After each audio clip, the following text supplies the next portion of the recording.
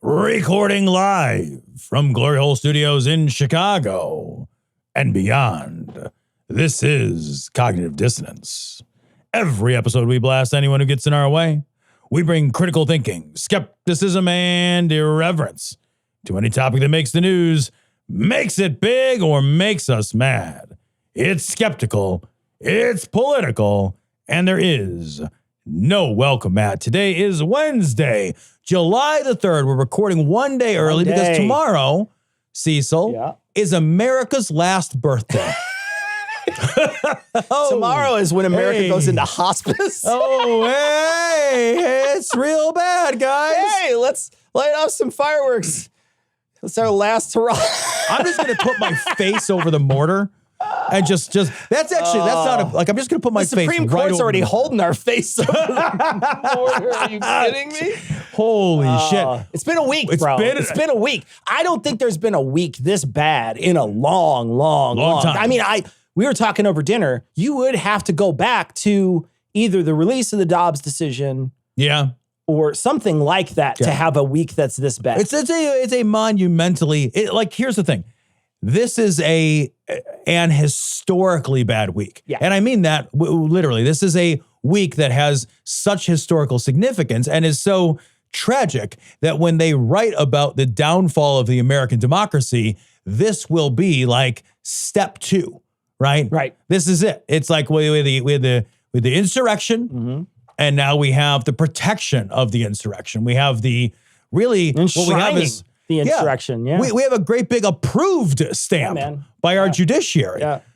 Like we are pro-insurrection now. That we're talking, of course, about the grotesque and sweeping court decision by the Supreme Court, 6-3, granting presidents fiefdom over the kingdom. So they are essentially immune. They have a level of immunity that we all wish we had from COVID.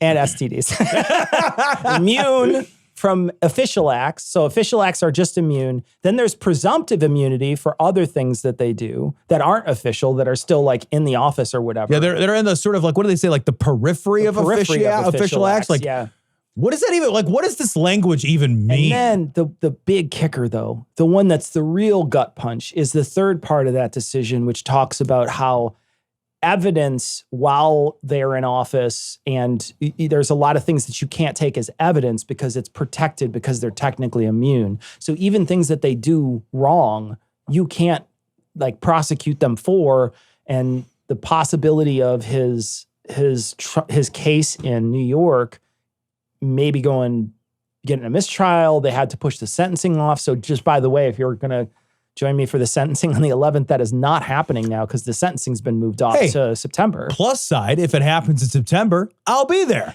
And plus side, if it happens in September, maybe he'll be in jail during the election. But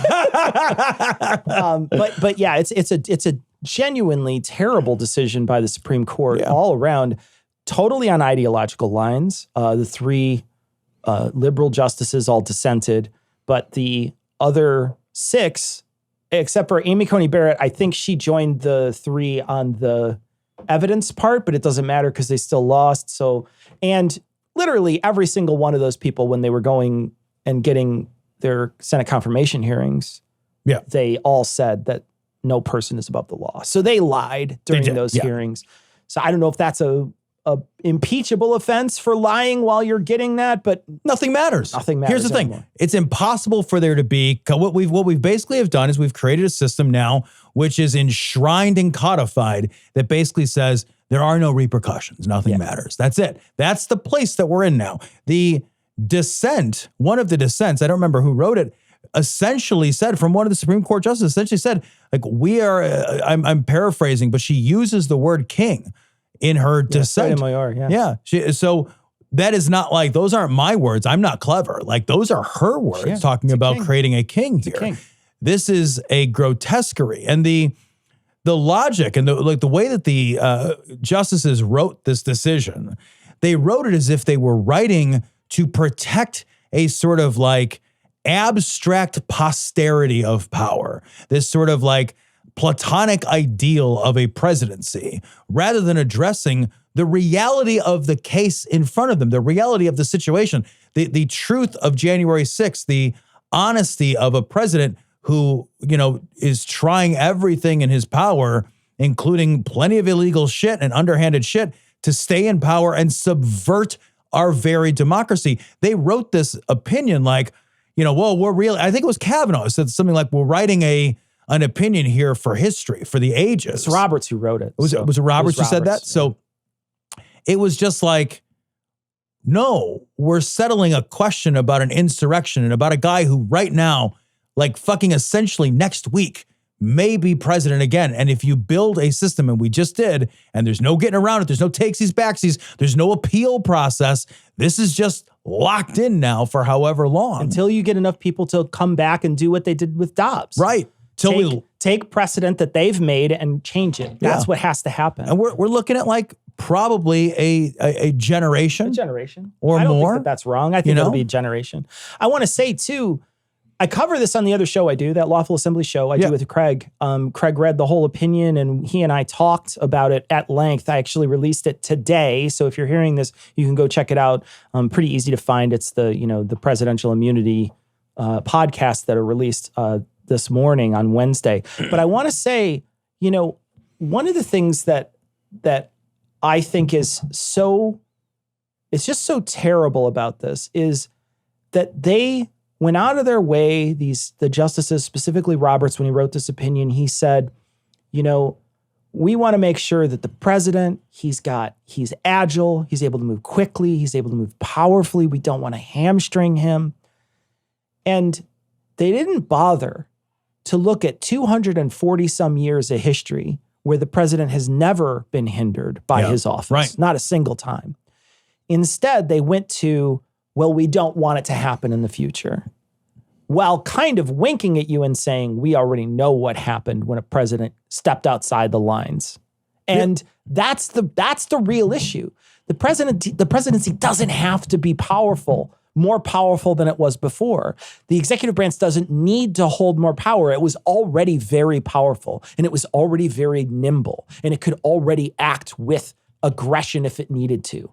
What they did was they enshrined even more power into the executive branch because this is something that the Federalist Society loves. That's what they want. And they've been pushing for this for a very long time. And make no mistake, the accumulation of power upward into a single branch, and not just a branch, that's actually the wrong way to think about it, into a single person is the accumulation of power by an autocrat. That's why the word king by Sotomayor is so important. Right.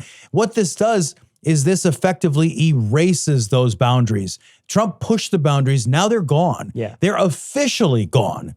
If you're Trump, they even asked the question in the arguments, because it actually was even as hyperbolic as it was, it's a good question.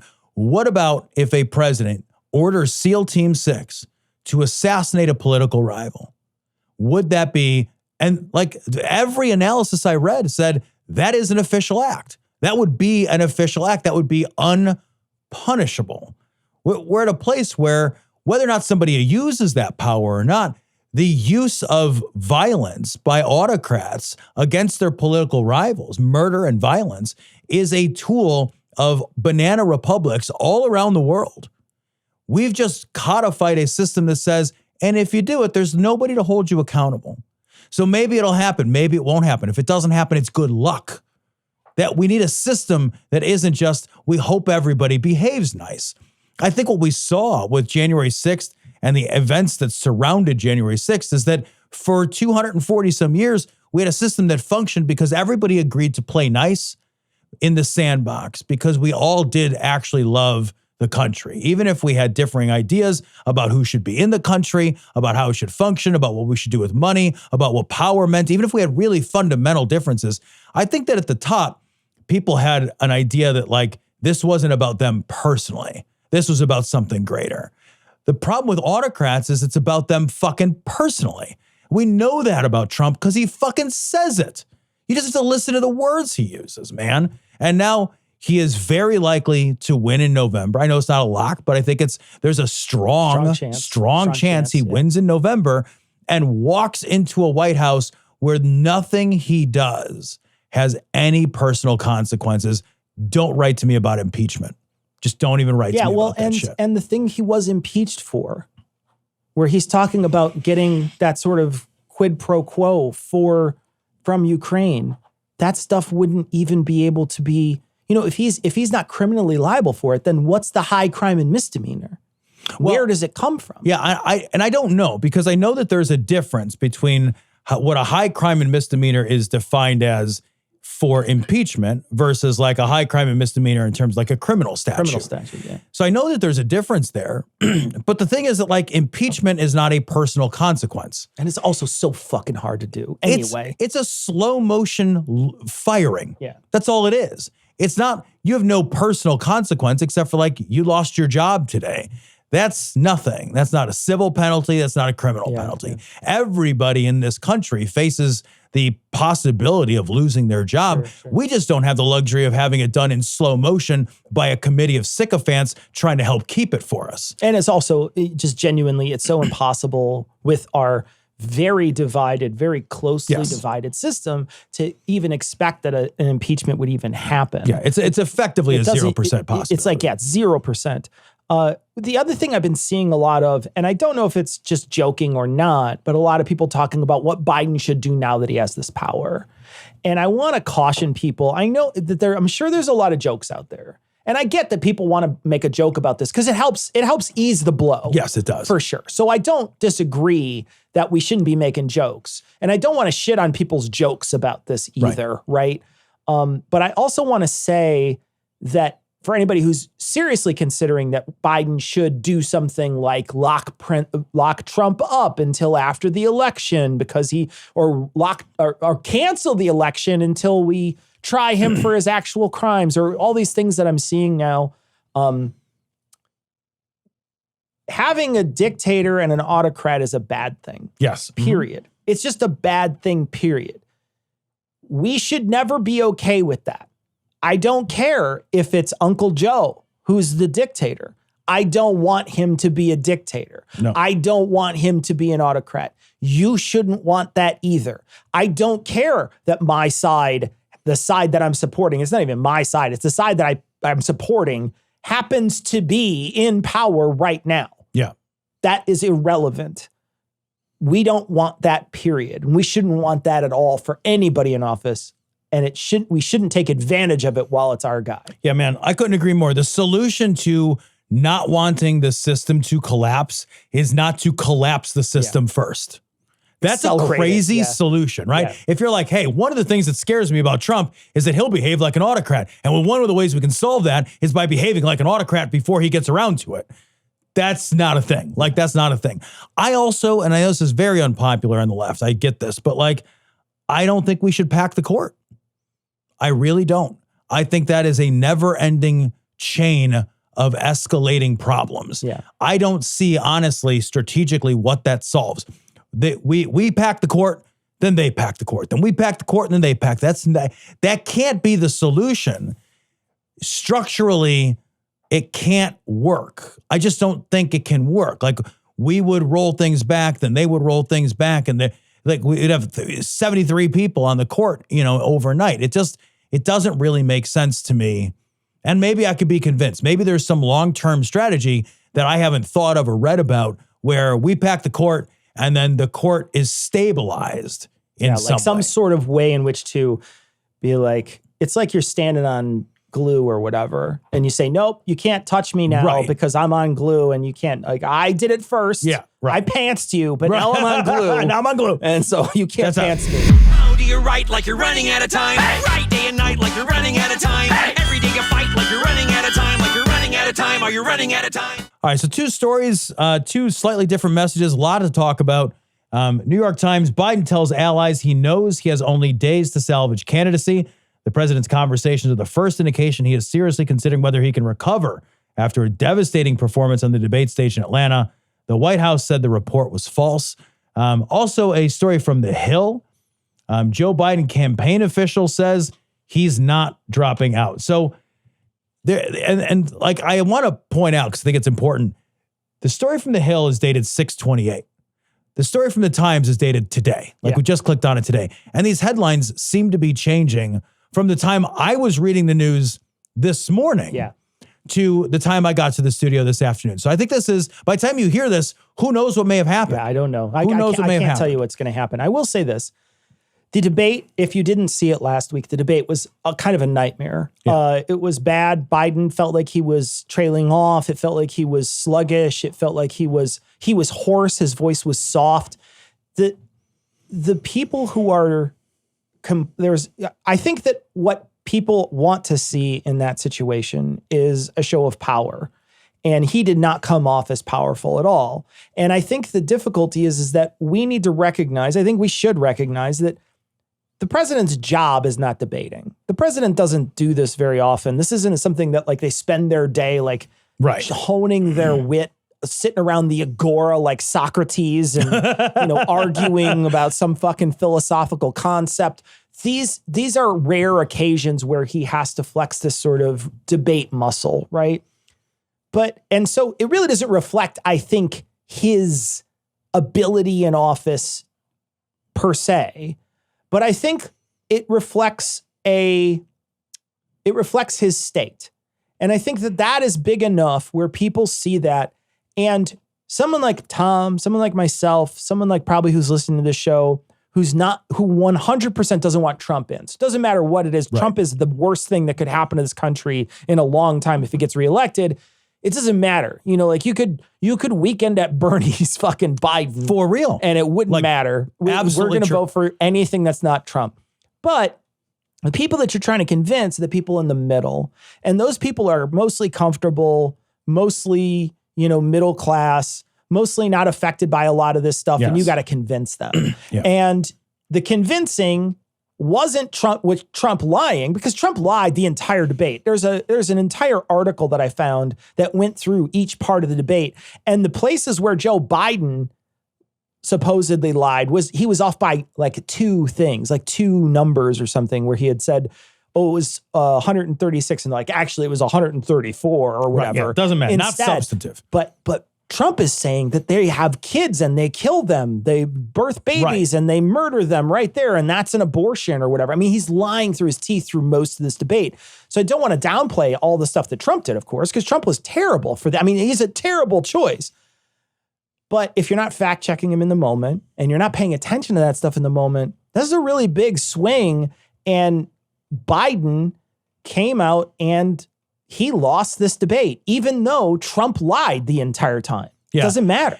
There's a couple of things that I think that I've been thinking about. And the one is that when you have a performance like Trump's, which was genuinely terrible, and then you still lose against that performance, that sucks. Yeah. That absolutely sucks. That is scary. Like, that's scary. It's not like Biden was a little off and Trump was just killing it all night. Trump was, like, by all accounts, if you just read, it's actually hard to find. I had to look for this.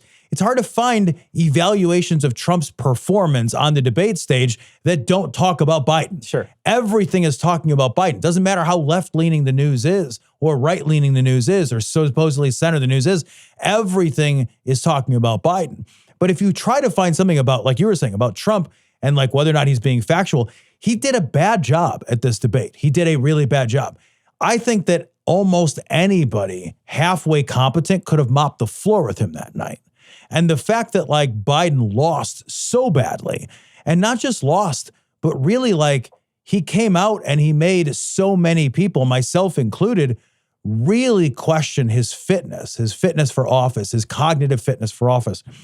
I think I've read really credible reporting that suggests that for some time Biden's been fading, that he is less and less sort of importantly present in meetings and whatnot.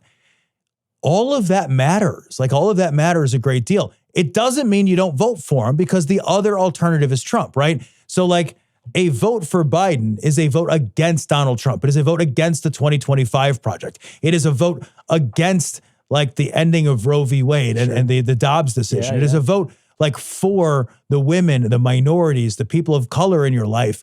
the LGBT community. It's a vote for all of those things. It's a vote to make sure that the next person in office doesn't utilize what the Supreme Court just gave them. Yes, exactly it. It's so we still have the same no good choice, right? Like I get that, like right now, I can't get excited about Biden, but I am less afraid even of an enfeebled Biden than I am of an emboldened Trump. Sure. Are you fucking kidding Absolutely, me? yeah. That said, I do think that we have a short opportunity here, temporally, to make good of this and for Biden to choose to step down. I think America, from everything that I've read, everybody that you read says the same thing. I hate these two candidates. I am not excited about either choice. This is not the election America wants. Nobody's excited about this. I don't even understand how this is happening. We are so unexcited about these two people as our candidates. I think we have a golden opportunity as Democrats, like as people on the left, to say, well, let's get somebody young and dynamic and exciting who can come in and just fucking mop the floor with them and just like take all the ammunition right out of Trump's belt and get some energy into the system. Let's get a Cory Booker in there, Like, let's get a Pete Buttigieg in there. Let's get a Governor Whitmer, like we were talking about before the show, in there. Let's get, like, Harris to run. Any of those people, I think, could really bring an enormous amount of much-needed excitement and energy. And all the people that are like, fuck, I'm holding my nose, or I'm not going to bother to show up, or this is a fight about two idiots in their golf game, and I don't want to, like, all of that's wrong-headed. But that's how a lot of people think. If we need to give people a reason to be excited, this is our one moment to still maybe bring some excitement and drive some votes, because all that matters is Trump doesn't win. That's my real view here. All that matters is Trump doesn't win. We'll figure the rest out in payroll. We'll work that out. I think I got a couple of things to say about this. One of them is addressing your point, like how we got here. And we got here because a lot of people who were older voted for Biden. They saw what was happening in the United States. They saw Trump as a polarizing figure, and they saw Biden as a uniter. That's what everybody was talking about when Biden was running as in the primary, right? But was there a primary? Was there a Democratic primary this year where we really got to vote? I'm talking about in 2019. Oh, yeah. Okay, yeah. So in 2019, I didn't miss the primary. Yeah, Biden's running, and so are a bunch of other people, right. Young, energetic people. Yeah. But primaries don't get people to turn out for the vote. So this is a great opportunity to remind people, if you want young, if you want exciting, if you want somebody else, if you don't just want the default guy that everybody's been voting for years, get out in the primary. There's an opportunity to make sure, look at the primary numbers compared to the general election numbers. I know. Look at the primary numbers by age group, right? I'm seeing a ton of people who are younger than me complaining about this. Man, you had every opportunity to make sure this didn't happen. Yeah. You had every opportunity before this to make sure this didn't happen. I was hoping he was going to be a one-term president. He said he was going to be. I thought he was going to be a one-term. I was hoping he was going to be a one-term president. When they came around and they're saying, no, he's going to run again, at that point, there's nothing you can do. Right. The Democratic Party's locked in. They're locked in. They're stuck with this person. It's on them that they didn't let people know that he's fading. If that's a real thing, it's on them. That's terrible. I will say this. If you're going to get somebody in there, somebody else, I'm thinking Gavin Newsom, who just did a great idea, absolutely amazing debate with DeSantis and destroyed him, like literally destroyed him, ate his soul, like held him over and cracked him open and then drank him like a Cadbury egg. There's nothing Trump could possibly do to Newsom. Nothing whatsoever. There's nothing he could possibly say that could trip up Kamala Harris or Pete Buttigieg or Cory Booker or any of those people you mentioned, Whitmer, it doesn't matter. Any of those people who are younger, they're more fit, they're going to excite a group of voters that Biden cannot excite. Yeah. I will say this. If he steps down, though, and says, I'm not going to run, I want him to step down from the presidency right now. I don't want him to finish out his term. If he can't run and he doesn't feel like he can win this race, I do not think he is fit for the presidency. And he needs to send not just this message that he's going to step down. He needs to send a message that he's going to step down as the Democratic nominee, but also send a message that I'm done, period. Kamala is now the person who's in charge. I don't disagree with that. I am genuinely concerned. You know, like there is a truth that we have to, as a nation, like every other nation, our leadership has to project strength and authority across the world. And our leadership right now is in absolute chaos and turmoil. And the world sees chaos and turmoil. And there is a responsibility of our leadership to project something stable into the world. If there is doubt about Joe Biden's fitness for office, and there is doubt about it, right? Whether it's fair or not, you can't read anything, even in the most left-leaning, most like... Yeah, sure. It's been on MSNBC all week. Doesn't matter like how sympathetic your news source is. It is absolutely filling the text. It's filling the airwaves. It's everywhere. So it's not like the rest of the world doesn't see that. This is destabilizing. Our democracy right now does not look stable. The American economy is the largest economy in the world. The whole world rests on the American economy. It is important to the world for security reasons, for economic reasons, that we appear strong and stable as a nation. Our leadership is a part of that appearance. Appearances are sometimes messages in and of themselves. Sure. This is not good for America. It's not good for the world. It's not good for our allies. It is a gift, actually, to the enemies of democracy across the world. Sure. It just is. We owe it to the world and to our allies to do better, to be better, and to like recognize, okay, my time is over. That's it. I think there's no way you can look at Joe Biden right now and say, in 4 years, he'll be just fine. No, I don't think you can do that. I don't think you can look at him like that. I think if he was, the thing that I would tell him, if I were the person who was running his PR, was the night after the debate, I would tell him, I've booked you for 6 talk shows today.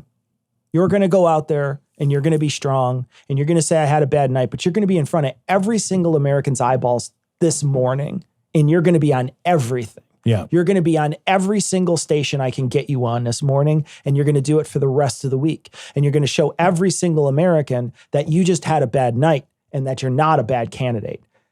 They didn't do that.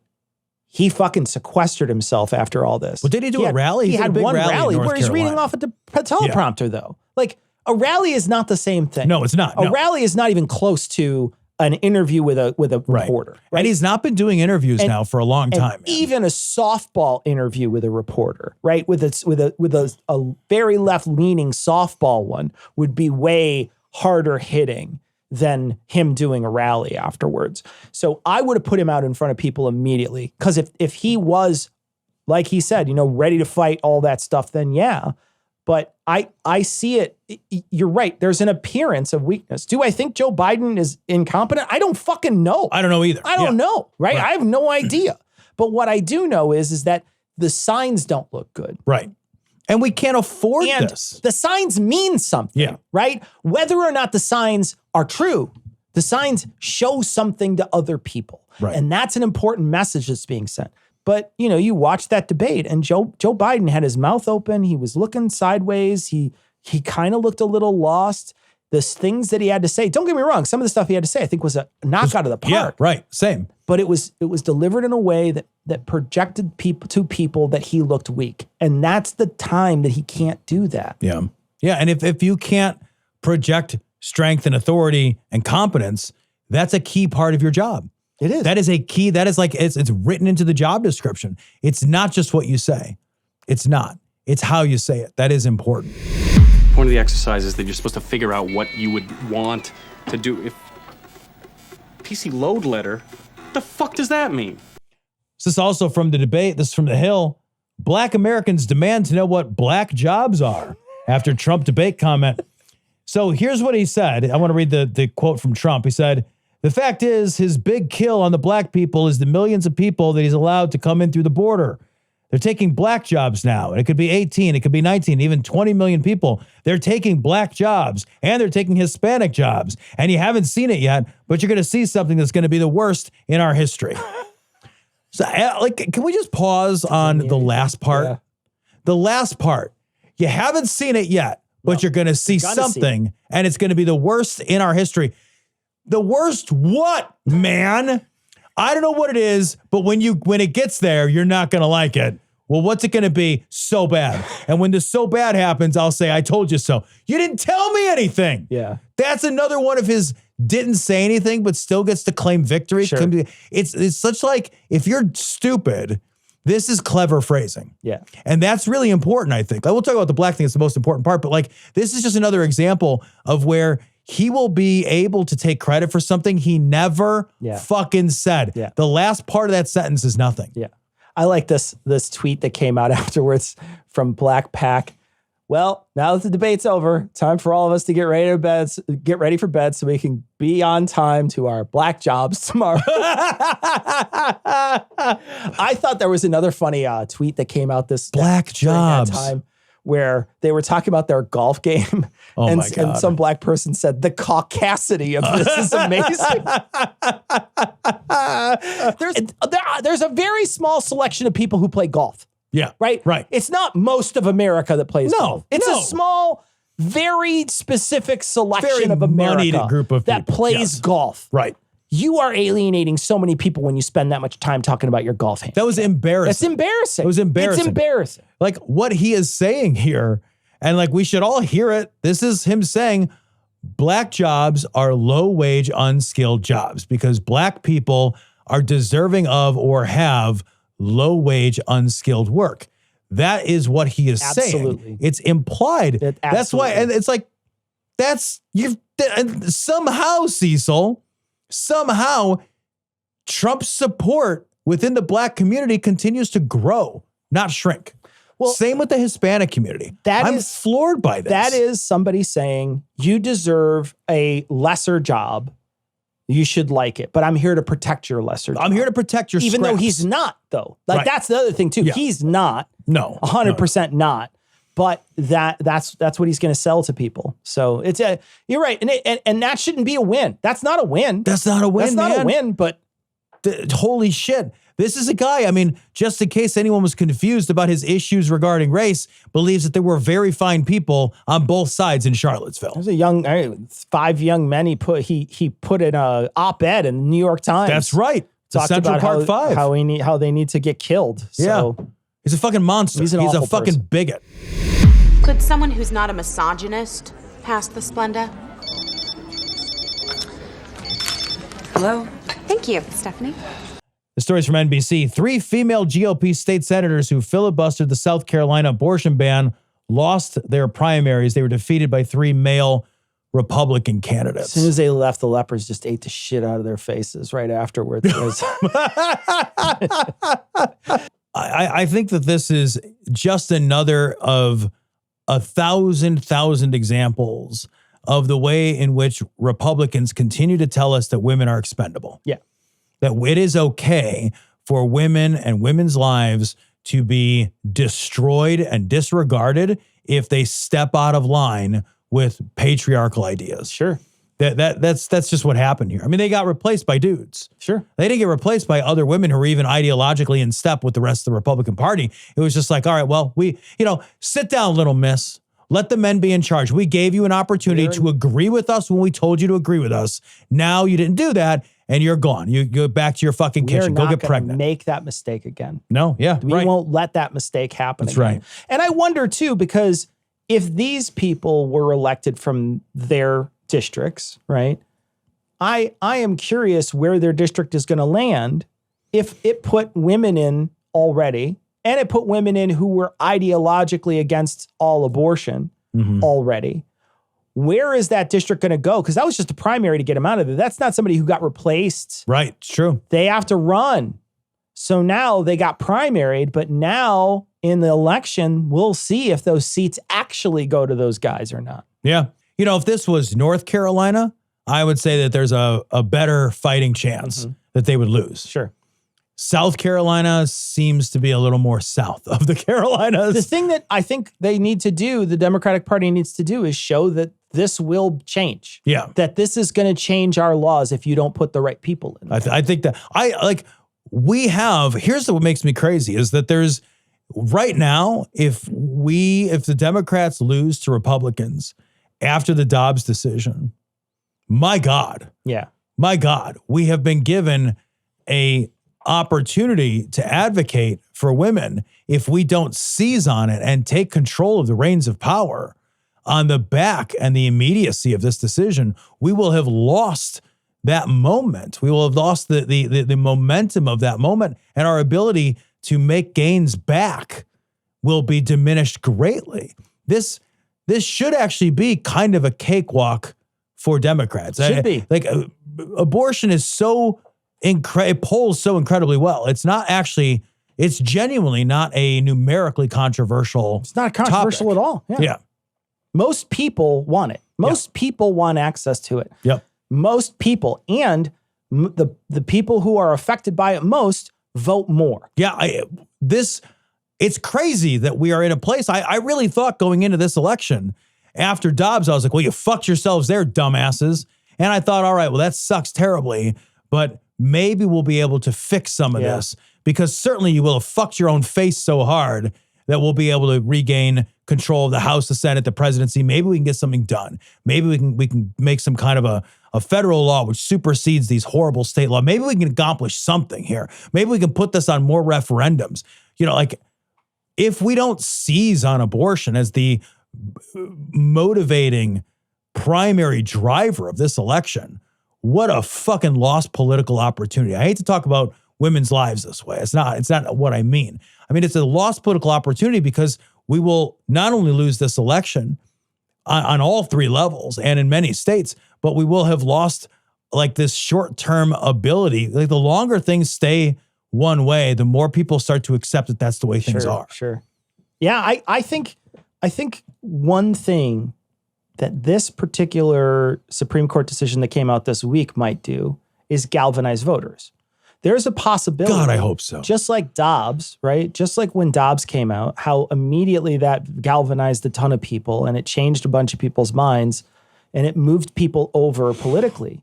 I think this Supreme Court decision needs to be publicized just the same way to talk about how bad it is for America if you have the wrong people in. Because if you have the wrong people in government with Dobbs, suddenly places that are safe to get abortion across the country start to wink out. And suddenly, if you have enough people in government that don't like abortion, you don't get abortion at all. Right. So the same thing's true with this other decision, that if you don't have the right people in office, things can get really bad really quickly.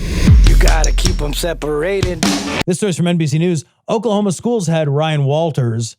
Teachers who won't teach the Bible could lose their license. In an interview with NBC News, Walters discussed his new Bible instruction mandate and the consequences for those who don't comply. The consequences are you got to teach the fucking Bible, or you could not just be fired, but you could lose your state teaching license. Sure, they could take it away from you. They could take your license away. This is a grotesquerie. This is terrible. This is nonsense. This is an affront to our Constitution and our rights. There's supposed to be a separation of church and state, Cecil, that's just going away now. And I want to like quote from the article here, because I think it's really important, because he does reference, hey, now we've got the Supreme Court right where we want them. So this is the kind of shit we can do. He basically says that. Yeah. Walters says he feels confident his order will survive legal challenges because of the justices then President Donald Trump appointed to the Supreme Court. And here's his quote. He's helped provide a path for us to be able to do this as states. It will help us move the ball forward even more than this if Trump wins a second term in November. What he's talking about is move the ball forward with establishing a theocracy of Christian states. That's exactly what he's referring to. Yeah, I mean, you're going to see more and more of this. There's going to be a constant testing of the water. And what people don't understand when there's a testing of the water of legal decisions is that while that water is being tested, people suffer. So they pass a really shitty law that's outrageous, right? A law like this, outrageous. How on earth could you possibly think that this is okay? All those people who live there are now forcing their kids to go to a school where they're going to have to learn the Bible, even if they don't want it, right? They could be Muslim, They could be Hindu, they could be atheists, whatever. They're going to be forced to learn the Bible. They're going to force all these teachers to do the same thing. The same thing's happening in Louisiana, where they're going to have to teach the 10 Commandments because the 10 Commandments are on the wall. So all these people are suffering while this is happening. And they're going to continue to suffer until it makes its way all the way up until the Supreme Court, until some judge, and it might be a judge closer to them, locks it down. Those people get to do that thing. They get to be forced to do that thing. And that happens over and over and over again. And it's not going to be just one thing. It's going to be a multitude of things that they think they can push the envelope on. So they're going to be doing shit with guns. They're going to be doing things with abortion. They're going to be doing things, they're already trying to do it.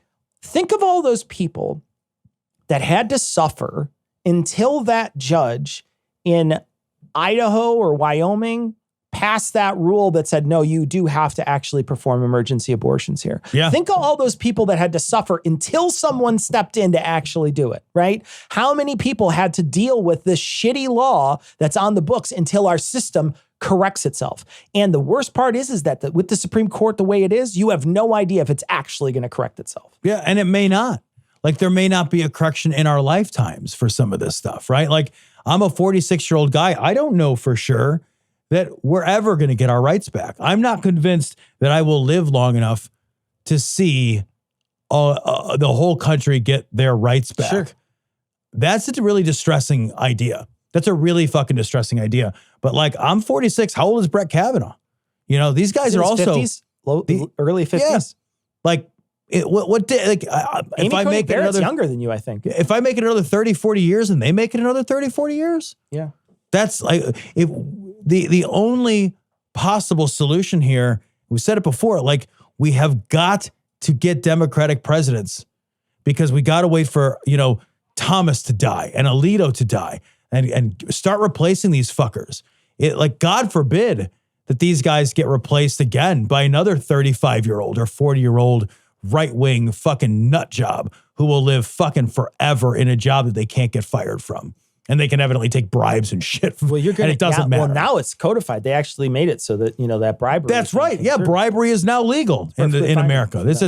So you have a system that puts people in generationally, and they can easily change these two justices out that are older now, recharge them, get rechargeable batteries in there and throw them back in there. That's it. I had a thought about this week about the 10 Commandments thing. I was curious what you think. And I know that like the administration might not fly, but if you were in a classroom and you were allowed to decorate your classroom however you wanted, which I don't know how often that's the case, but you had to display the 10 Commandments. I was thinking like I would display them because I don't want to get in trouble. I don't want to lose my job, But I would display like Hammurabi's code next to, I would just display it, cover the wall in different, similar texts, different ideals, so just so it gets lost visually and doesn't appear sacred, right? Like I think part of the intention here is to put it on the wall and make it sacred. And I was thinking like, wouldn't it be great to sort of ruin the sacredness, still abide by the letter of the law, just by plastering the wall with, there's 100 posters. Yeah. This story comes from scientificamerican.com. The Pentagon's anti-vaccine propaganda endangered public health and tarnished U.S. credibility. Amid the pandemic, the Pentagon ran a conspiracy campaign to discredit vaccines just to score points against China. The revelation is a worst-case scenario for global public health, Cecil. This was a hell of an article, man. This is one of those things that, when you read something like this, you like to think that the people who are in power won't abuse their power in such a way that could not just damage, Americans, but it damage other people around the world. We see it happen every single administration. I mean, this administration is standing by and watching what's happening in the Gaza Strip. So, we know that it happens every time. But this seems like it's so easy not to fuck up. You fucked this up a long time ago with the CIA pretending to be polio vaccine distributors, go into Afghanistan, they fuck it up, they go there and they find out that these are actually CIA members. And then they wind up killing people who are actually people who are just going to actually vaccinate other, the people in Afghanistan. So you poison the well there, and then they poison the well Trump poisons the well here when he doesn't want China to get a win for their vaccine. So he goes out of his way to poison the well and spread this disinformation. And disinformation is dangerous because there's no way to keep that disinformation in those places where you're trying to get that disinformation. The other thing is these are innocent people. These aren't people who are involved in us versus China. These are just everyday people who are living in a country that might be helped by China, but instead of letting them get a win, you lie about the vaccine and bring down numbers of people who voluntarily want to get that vaccine through misinformation. This is a terrible thing the United States did. Terrible. Yeah. They stopped it. Yeah. As soon as like a little while after Biden took office, they stopped it. But they were doing it while the pandemic was raging. Which is like, this is so unconscionable and egregious.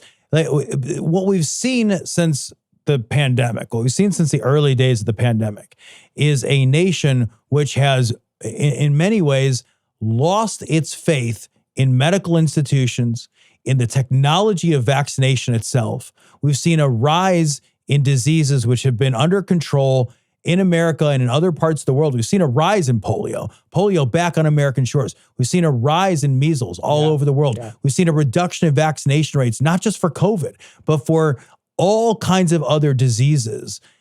We should have, here, what really galls me, Cecil, is like, we had this beautiful, genuinely beautiful technological moment where a new vaccination technology was put into play for the first time in the real world in practice. The mRNA technology was put into play for the first time. This is a technology of a type which stands to potentially revolutionize medicine itself. Yeah. And rather than embrace this, which would have been the sane and rational thing to do as the life-saving revolution in medicine that it fucking is, instead we poisoned our own well. We poisoned our own well. Not just the well in the Philippines where this like information war was battling. We poisoned our own well. Disinformation is borderless. It leaks everywhere. So now we are living in a world that's less safe, that's less going to invest less money in these life-saving technologies. More people will get sick with more things for longer than we ever had to. We had an opportunity which was golden to shit money into something which would be a benefit for all of humankind. And we fucking ruined it, man. And not only do we not get the great things that are next, but we're damaging the things that are 70 years old that like we should take for granted because these are, you know, technologies and solution sets that like have been in place for generations. We're turning our backs on progress because of this shit. What is really galling is the person who was in charge that did this particular thing to spread misinformation and to spread misinformation here and not actually, instead of, you know, publicizing and lauding the vaccine, he took a bunch of jabs at the vaccine and masking Donald Trump. This is a man who cultivated a group of people who have a room temperature IQ. Yeah. And so he had to please that group of people or he wasn't going to get reelected. So if he were to embrace science, the smart thing to do, right? Embrace science, save more people, embrace mask mandates, embrace vaccination for all. If he would have done all that, he would have saved a lot of people. He would have been able to combat the pandemic in ways that he wasn't able to do. Mm-hmm. And he would have been able to slow its spread and been able to make it so fewer people died. It would have been a much better place to live in the United States. He could have done a much better job. Somebody's grandma would be alive right now. Yeah. Somebody's grandma would be alive. Somebody's grandpa would be alive. We would have more vaccination rates in our country. Fewer people would be getting sick right now from the surge that's happening with COVID, right? If there was more push for more vaccines and more people to take boosters and things like that. But instead, he cultivated the exact opposite thing. The misinformation, took jabs at literally his own vaccination project. Which was insane. But he had to do it because he made a group of people that he had to appease. And this is an example of why he's the worst person you need to have in office at all times. the idea that we had a pandemic under Trump doesn't mean that's the last one we ever have. No. Yeah. Right? There's a possibility another one could easily pop up, and it could be literally the exact same sickness. Yeah. It could be just a variant of the exact same sickness could happen and devastate our country again. And if you have somebody who is a vaccine denier in chief, you're going to lose a lot more people than you would have somebody who's embracing science. 100%. Reading this story should make everybody absolutely furious. The fact that we had to find this story at Scientific American and not as a top line story at one of these major news publications shocked me. Yeah. I read this. This should be a scandal on the order of like Iran-Contra or, I really should. This should be the scandal of a lifetime. We're just in a place where there's so many scandals of a lifetime. You can't keep track of them There's all. just too many of them. You can't keep track of them. Where are the armed men who come in to take the protesters away? Where are they? This kind of behavior is never tolerated in Boracua. You shout like that, they put you in jail right away. No trial, no nothing. Journalists, we have a special jail for journalists. You're stealing, right to jail. You're playing music too loud, right to jail, right away. You're driving too fast, jail. Slow, jail. You're charging too high prices for sweaters, glasses, you right to jail. You undercook fish, believe it or not, jail. You overcook chicken, also jail. Undercook, overcook. You make an appointment with the dentist and you don't show up, believe it or not, jail, right away. We have the best patients in the world because of jail. Good news, raw story. Let's end with good news today. Traffic, we got to. Is there a puppy that gets saved by a kitten or something? I can like find with a one. koala bear firefighter or something? There's a fucking a donkey that lives its life for the rest of its life with a bunch of elk, and they love him for it. Stories from the raw story. Traffic tailspin. Far-right websites see as much as a 95% decline in visitors in 4 years. This is very much what this sounds like. A host of really prominent right-wing nut job websites. Breitbart, the Washington Examiner. Yeah. Even like Facebook pages with podcasts like Dan Bogino. Those people also, and I don't know if I'm mispronouncing. It could be a Bogino. I don't know. It doesn't matter. I only know what he looks like. So yeah. But the good thing is that this is an example of what could happen if someone at Facebook cares about what is true and what's not true. And it's not diverting people from a lot of the left-leaning stuff because the left-leaning stuff isn't lying. Yeah. It's because this stuff is violently untrue that they are not sending people and not putting it in your feed.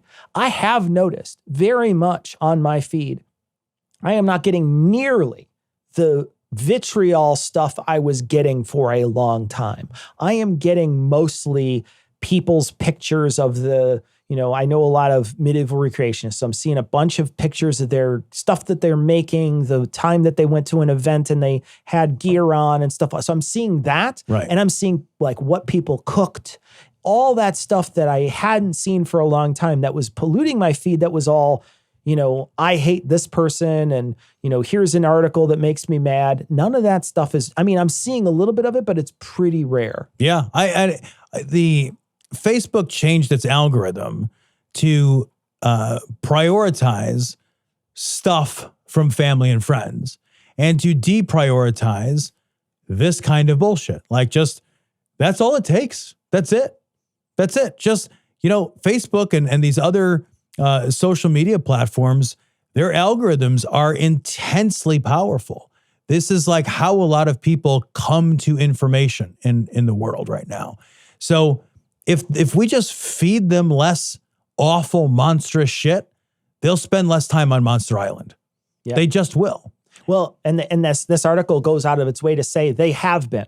So fewer people are logging into Facebook recently, and then that number's been dropping. And it's dropped a lot since, recently. So it looks like in the last couple months, we're seeing a drop off in people utilizing certain social medias, which is a good thing. It's a great thing. So a loss for Breitbart is a gain for everybody else. Exactly. Everybody else. Happy birthday, America. Yeah.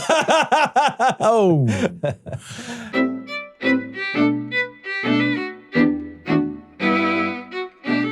All right, that's going to wrap it up for this week. We're going to be back this upcoming Thursday. We're going to do a show on life coaching and how life coaching is exploiting some people because it's not a regulated industry. And so you want to check this show out. It's coming on Thursday. Tom read 3 full articles for patrons. So patrons that patrons that are of $2 or more got to listen to Tom read 3 full articles. It's over 40 minutes of tape. So if you want to join in on Patreon, we would love to have you as a patron. You help pay 3 salaries. You pay my salary, you pay Sarah's salary, and you pay Ian's salary. So you can go to dissonancepod.com or patreon.com/dissonancepod and you become a patron on a per episode basis. We would love it if you would join us. You get tons of early stuff and tons of free stuff. So come join us. We're going to leave you until next week, and we're going to leave you like we always do with the Skeptic's Creed. Credulity is not a virtue. It's fortune cookie cutter, mommy issue, hypno-Babylon bullshit. Couched in scientician, double bubble, toil and trouble, pseudo quasi-alternative, acupunctuating, pressurized, stereogram, pyramidal, free energy healing, watered downward spiral, brain deadpan sales pitch, late night info docutainment. Leo, Pisces, cancer cures, detox, reflex, foot massage, death in towers, tarot cards, psychic healing, crystal balls, Bigfoot, Yeti, aliens, churches, mosques and synagogues, temples, dragons, giant worms, Atlantis, dolphins, truthers, birthers, witches, wizards. You want me to stick this into my heart? Are you fucking nuts? Shaman healers, evangelists, conspiracy, doublespeak, stigmata, nonsense. Expose your sides. Thrust your hands, bloody, evidential, conclusive. Doubt even this.